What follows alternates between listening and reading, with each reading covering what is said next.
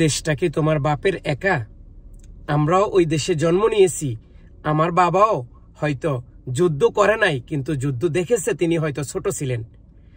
দেশের এই বর্তমান পরিস্থিতি এবং দেশের এই বর্তমান অবস্থার সময় যখন দেশের ইন্টারনেট বন্ধ সংযোগ করে রাখা হয়েছে, কেন বিদেশে থাকা কূটনীতিক এবং বিদেশে থাকা প্রবাসীরা যেন বুঝতে না পারে দেশের অবস্থান কি এবং দেশে কি হচ্ছে।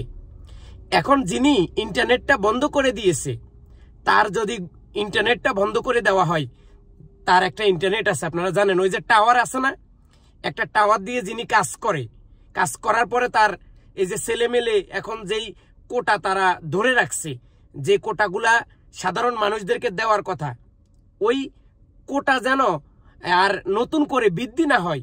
ওই টাওয়ারটা যদি, ওই যে একটা মেয়ে কয়দিন আগে কাইডা ফেলছিল না, একটা ছেলের, ওই যে কি নাম জানি, শাকিলের যে গোয়াদি কাটা হয়েছে, আমার মনে হয় এখন টেলিযোগাযোগ মন্ত্রীর ওই যে টাওয়ারটা গোয়াদি কাটি দেওয়া উচিত।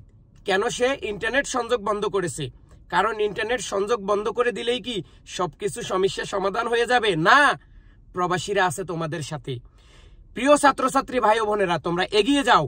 সকল প্রবাসী, সারা বিশ্বের 1,50,00,000 প্রবাসী এখন তোমাদের পাশে দাঁড়িয়েছে। তোমাদের দাবি না এটা এখন আমাদেরও দাবি। প্রবাসীদের কোটা দিতে হবে এবং তোমাদের সাথে আমরা একত্রিত হয়ে দেশের জন্য কাজ করব। আমরা আছি তোমাদের পাশে। আমাদের দাবি মানতে হবে, ইন্টারনেট চালু করতে হবে এবং প্রবাসীদের কোটা দিতে হবে।